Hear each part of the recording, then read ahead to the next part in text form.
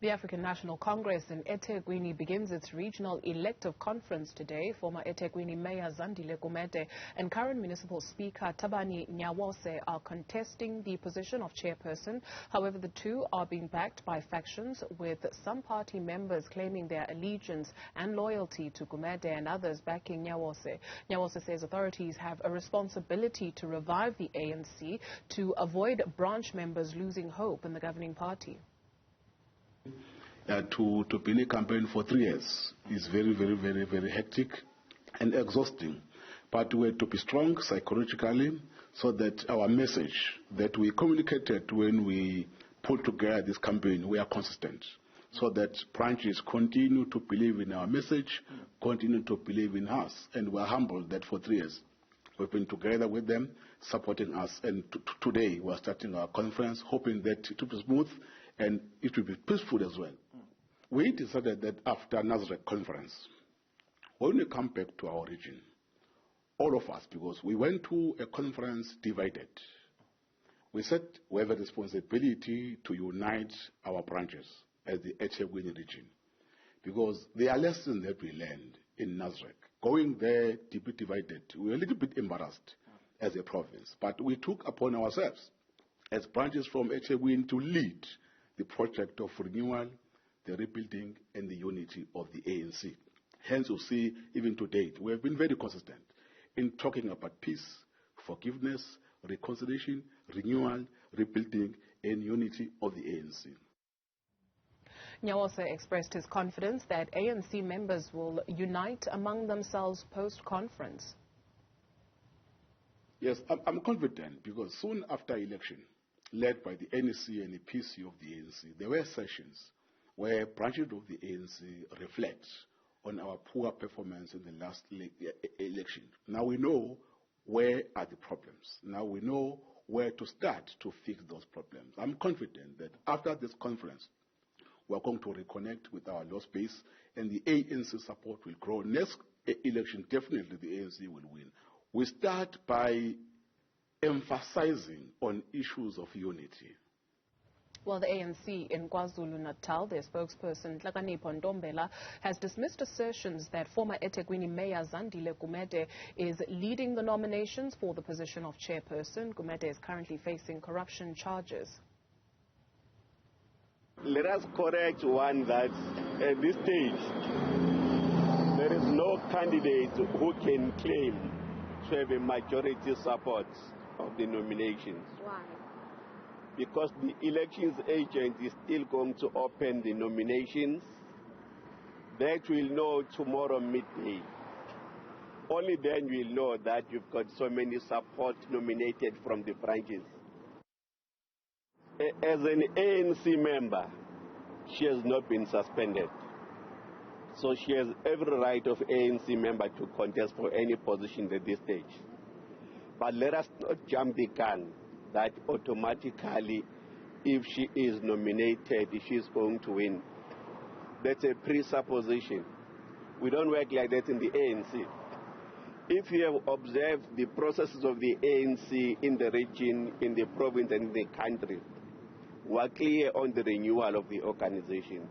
We are clear on the rebuilding of the organization. We are clear in understanding the mammoth task we are facing post-November 1 local elections.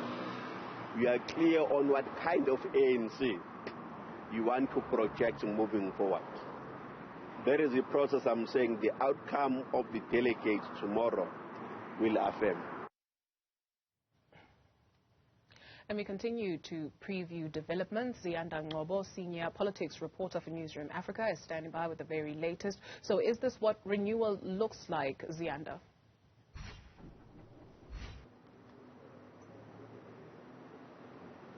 Well, Zandile, we'll have to see then once the results start trickling in tomorrow evening. But I tell you what, for today, it's mainly the registration process. So the conference will officially begin tomorrow. But, you know, there are lots of questions, and I'll throw it to my guest now, Dr. Fikile. Dr. Fikile Vilagazi, there are lots of questions about how serious the ANC is about renewal. The fact that, Zandile Gumede's name is even coming up is something that many are questioning. But even if we look at eThekwini as a nerve center for the politics of the country, we had the July unrest, starting in KwaZulu-Natal. We also had the local government election results last year, where basically many are saying the ANC in eThekwini had lost this metro. That is actually the truth. If you look at the history of the African National Congress, you realize that KwaZulu-Natal is a region that has had strong support for the African National Congress. Coming closer home to July unrest, after July unrest, local government elections, we saw a major drop, right? There are a number of reasons. I think the question, one of them is the step-aside resolution that was taken in December last year, the implementation of it. We all know it is a known fact that Umama Zandile Gumede is one of the people that is, has been, allegedly found to be corrupt, and one of the scandals around one of the tenders around dumping in KwaZulu-Natal, and she is still to face those charges in July.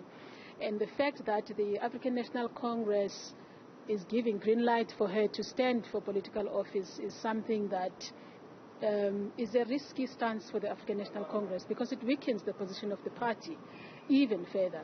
And give the factions also within the party, to not make it easier, because you see that the presidency of Cyril Ramaphosa is working very, very hard to do the work of renewal. But when you find cadres and comrades like Umama Zandile Gumede wanting to stand in the midst of the cloud of corruption, it absolutely undermines that project. And it makes citizens to question whether then the African National Congress is serious about renewal and about cleaning up or not, if they cannot hold such leaders accountable.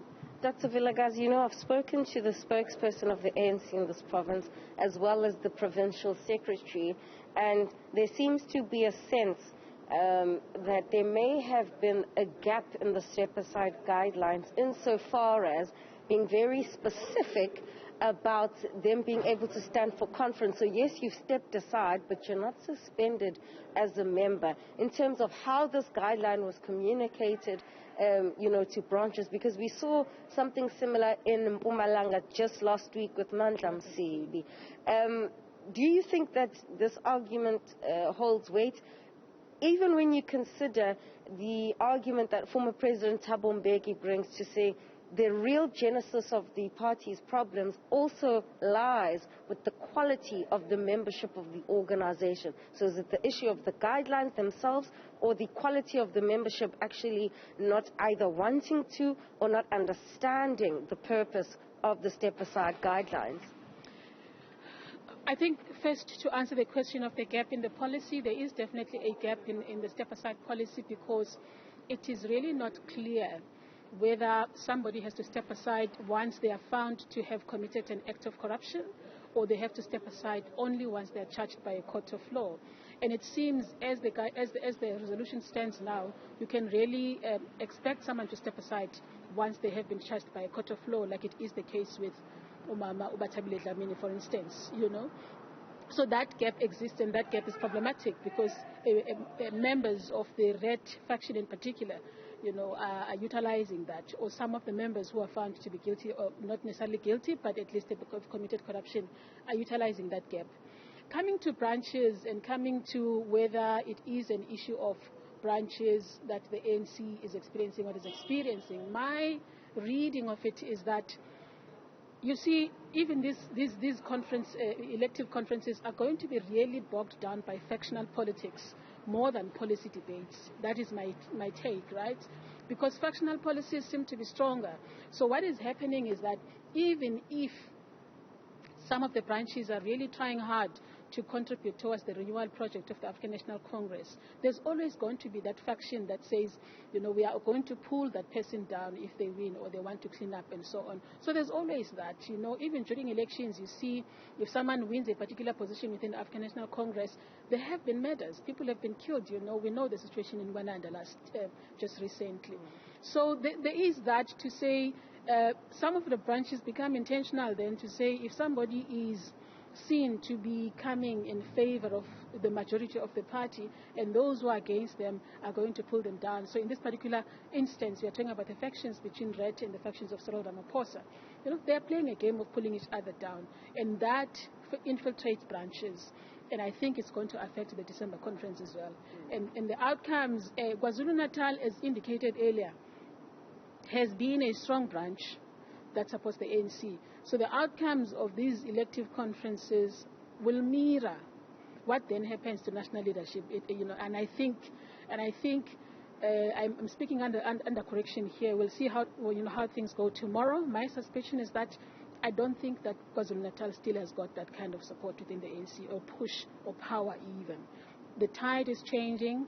I think that the coin is spinning, and it's going to be very interesting to see what happens with the outcomes, and in December as well. All right, certainly, indeed. We'll be looking out then to see who exactly is going to, occupy certain positions. But, as Dr. Fikile Vilakazi rightfully notes, slate politics, from what we've noticed so far, Dudu, is the order of the day, and whether or not that slate politics will translate into better services for the people of eThekwini, given the fact that the ANC literally almost lost this metro in the local government elections in 2021, is yet to be seen.